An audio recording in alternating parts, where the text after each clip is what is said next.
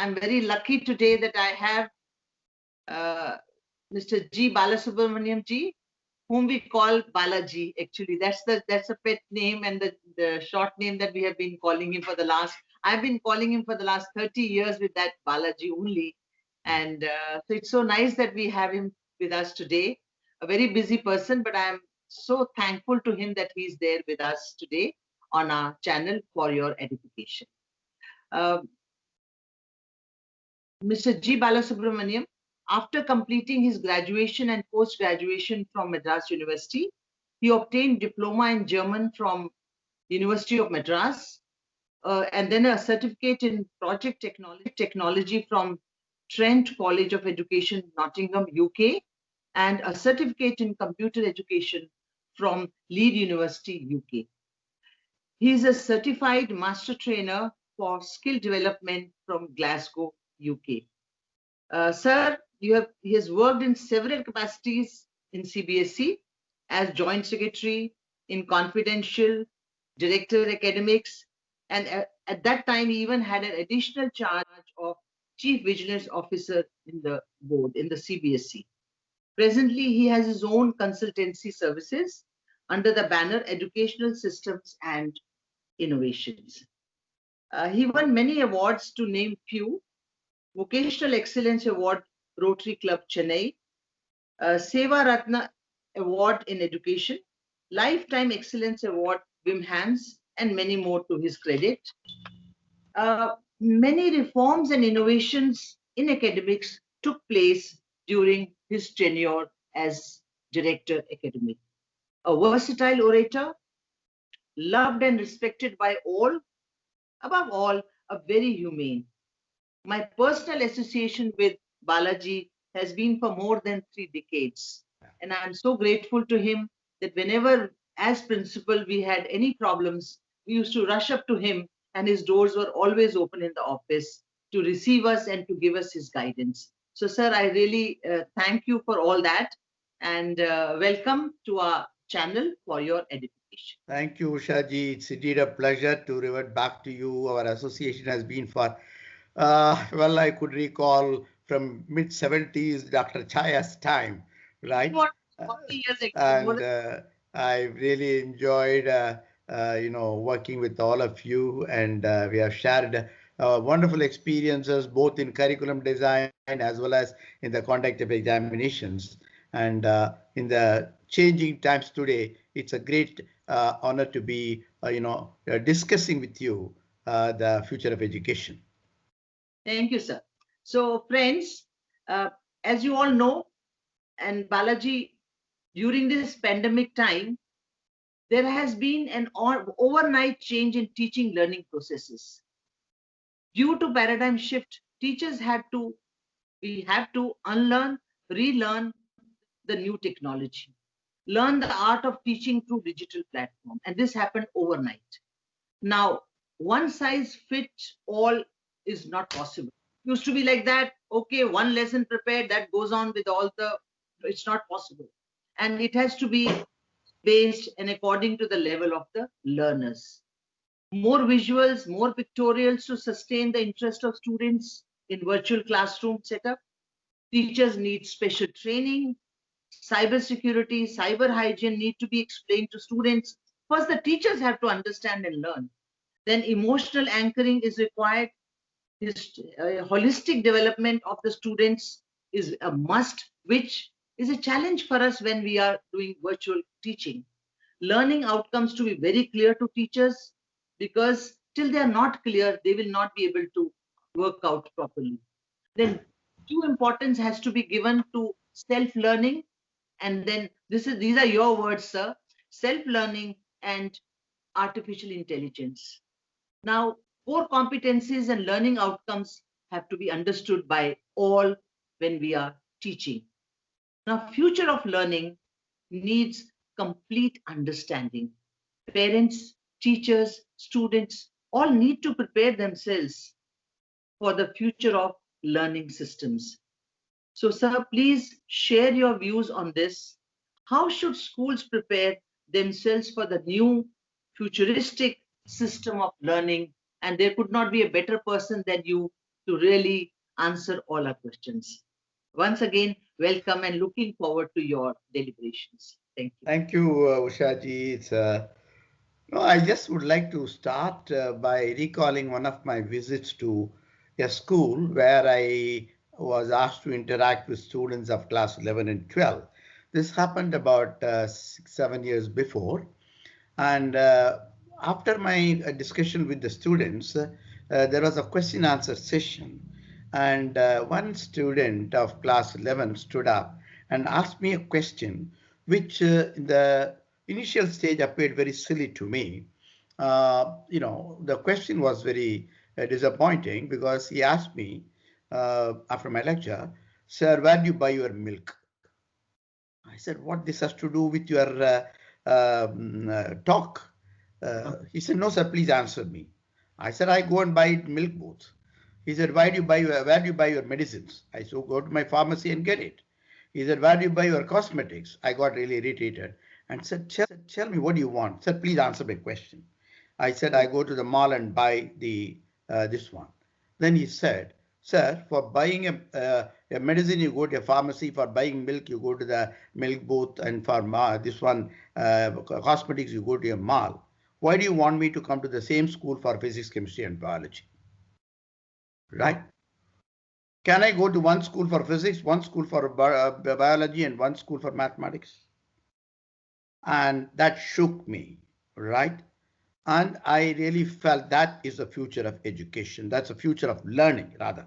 I would like to distinguish between education and learning. Education is a designated process which is, socially or by a community, it is designed. But learning is something which is personal, inquisitive, and driven by the individual needs and the learnability of the individual. So the future of learning is very, very interesting to me, and that's exactly the two books which I read really impacted me. One book was by Patrick Dixon called "The Future of Almost Everything," right? The second book was by Michio Kaku, which says "The Future of Mind," right? When I read these two books, I just hesitate to imagine what could be the future of a community, a society, and learning with the kind of technology inputs that is coming through. The reason being, the learning universe is changing, learning contents are changing, learning styles are changing, learning methods are changing, learning tools are changing, right? And if we as a school system do not take cognizance of such changes and try to continue, in the same way, possibly we will be, making a judgment which is wrong. Uh, the fact is that to me, I will see COVID-19 as a blessing in disguise to the universe of education. So it's not fair to call that way, but still I would dare to. The reason being, the field of education was waiting for some drastic change.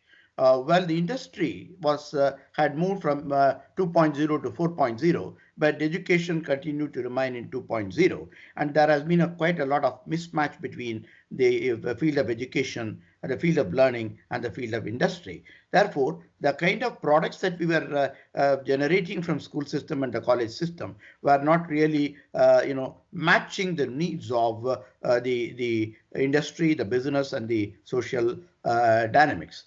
I think, therefore, it's very important that the education system had to respond.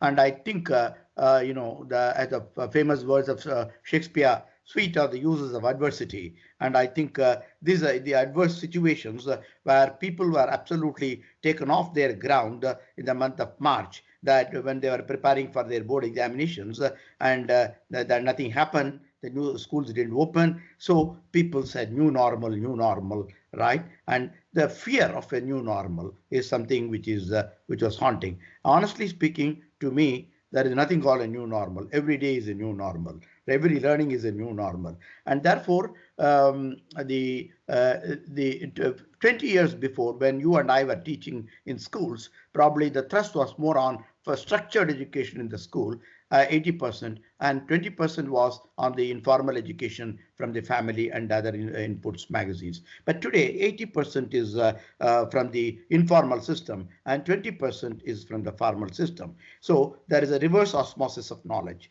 And I think we as teachers were struggling how to relate the curriculum to what's happening outside, and today the teachers are struggling how to relate the learning outside into the curriculum, what they are doing there. I think that is the scenario. But I think the two words in English which I always admire, one is a change, the other is a transformation, right?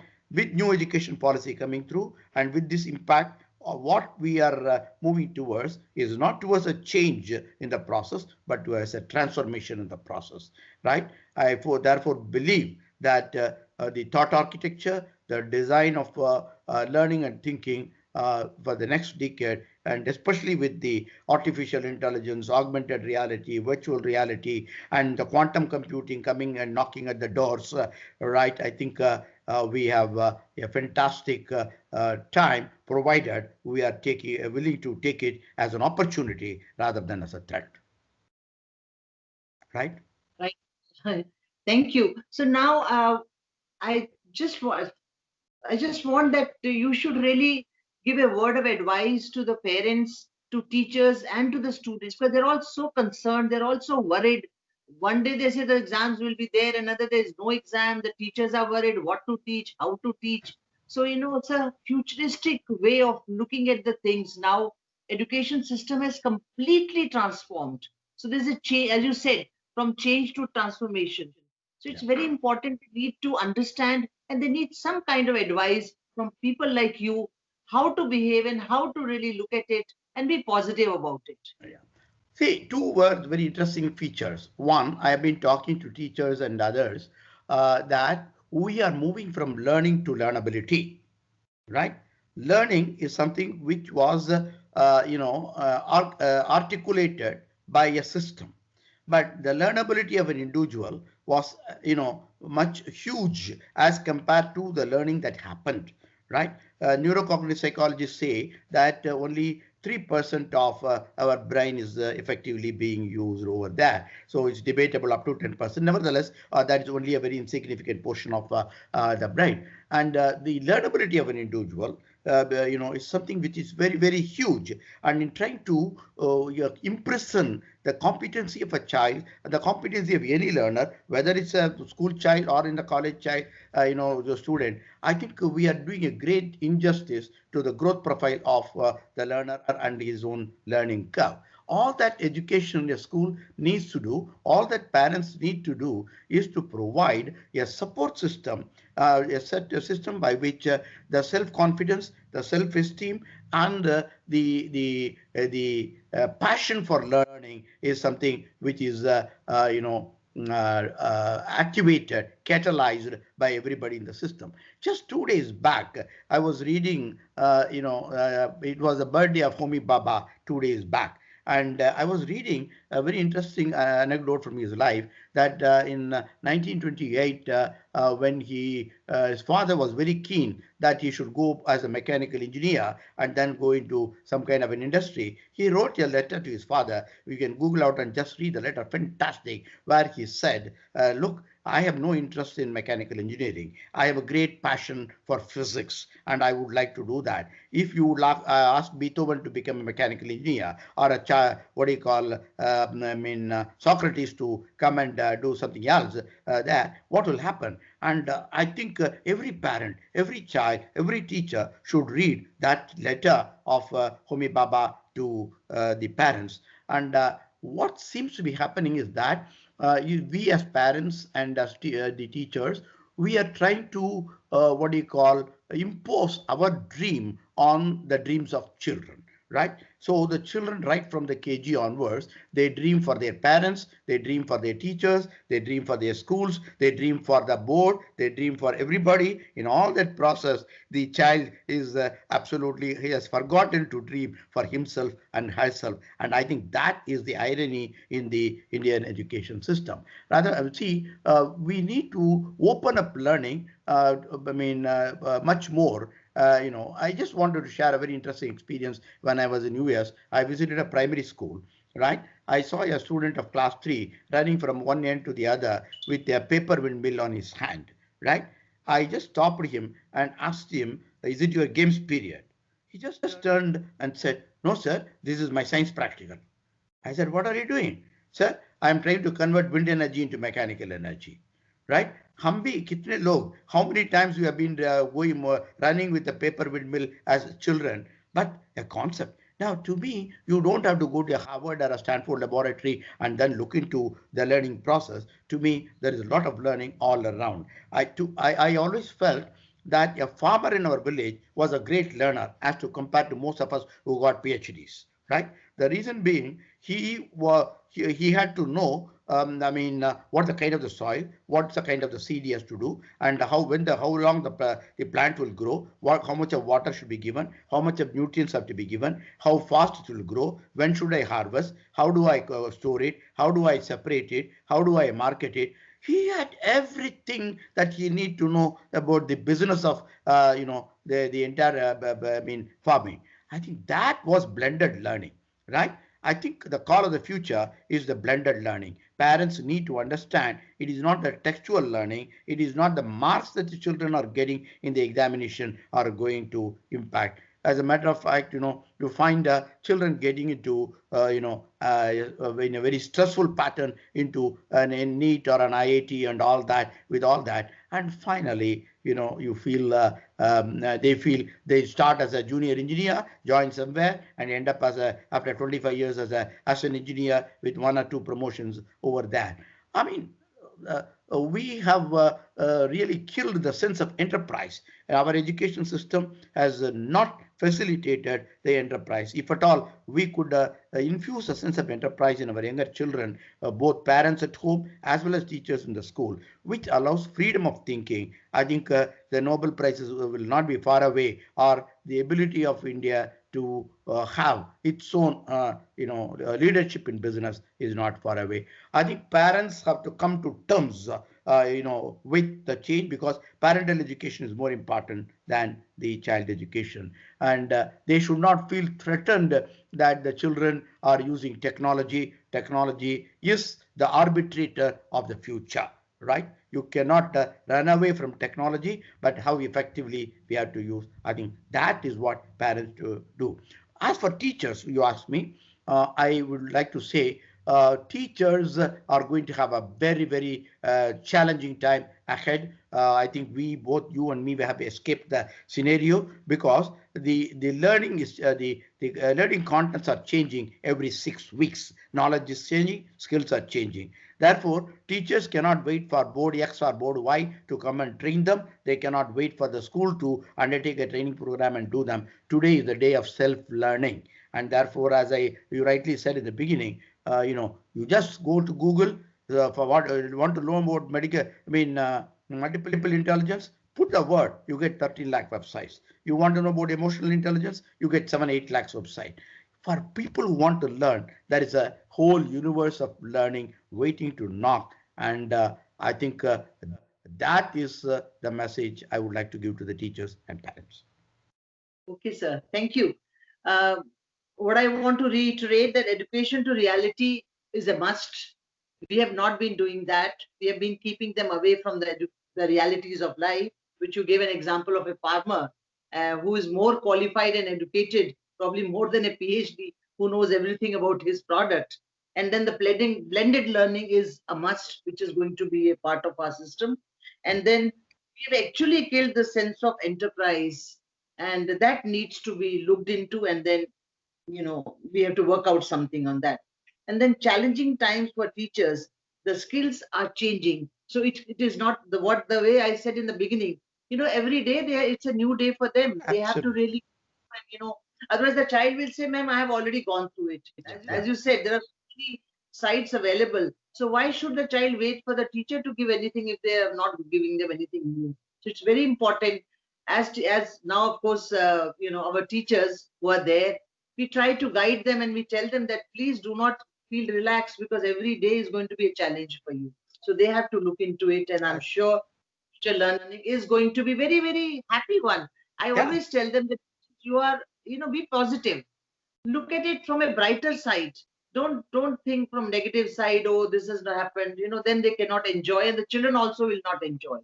And sir, the last word, because you have been talking so much on NEP, National Education Policy. Any last word, keeping that in mind, that there is so much of uh, inputs given in that. If we really go into it, there are nearly 30, 40 points, if I really elaborate, which I did in one of my channels, in one of my episodes. But I would like from you any one area that you feel in NEP is very, very important and you feel that's the best part of our NEP. See, the very interesting thing is that,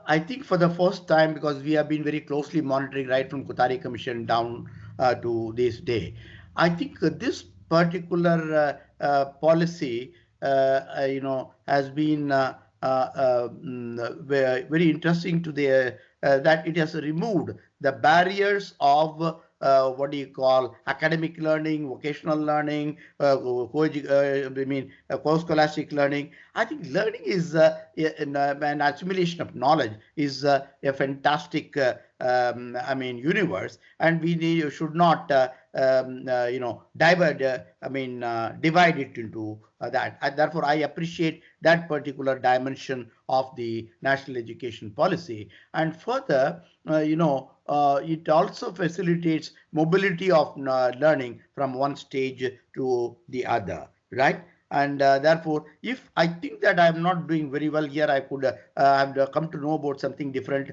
later. Why not move to a new area there? Which I think is very, very important is, for over last 2-3 decades, we have given so much of focus on science and technology, and we have really, set aside language and literature, which I think is very, very critical for a nation and for humans, because language is a culture catalyst, right? And also language has a is important for socialization, humanization, and glorification of the human dignity and human competencies. And therefore, it's very important that the language multilingualism is given the right place in the policy. And I think if I put in a few words what this policy would mean, it's like going to a five-star restaurant where you have a buffet, and in the buffet you got 130 items. You can't eat all the 130, you'll go sick. So you would like that what you want to choose, right? And youngster can choose, choose a chart, and old people like you or me, maybe sugar free, right? We have to go for, so you have a learning opportunity for everybody, right? It does not say you should learn everything. It's not possible. And therefore, I think it has really opened up the universe of learning. And we as the teachers and educators should be able to accept that learning is not what we really prescribe, that learning happens in spite of us. And learning should be appreciated whatever the way it is, whether it is making a pottery, whether it is playing a game, right? I mean, in everything there is a learning, and all the process of learning leads to better, good human beings. I think that's a message the national policy gives, and I really appreciate that. You had talked about assessment reforms, 360-degree, report card, which we have been talking. I remember we used to come to your office and we used to talk about. There used to be cumulative report card, something we used to make. And I'm so happy that sir, you were also talking in one of your webinars. You mentioned that how these reforms are very important. Assessment reforms from KG till class 12, and then bringing in all, not only academic, but post-scholastic also, which was not given importance. And now, and then of the skill-based also. You did mention about the skills that, earlier the child is coming out of the college, school, and going to college with no skill in hand. So at least at the class 6 level, in NEP, they have talked about, the skills. One subject has to be given. Yeah. Hopefully, we'll be it. So thank you so much, sir. See you in any one of the next webinars. Sure, And Ushaji, it's a pleasure talking to you. Thank you. Future learning, and I'm sure people will take the positive aspect of it and go ahead with that. Thank you so much. Thank you so much.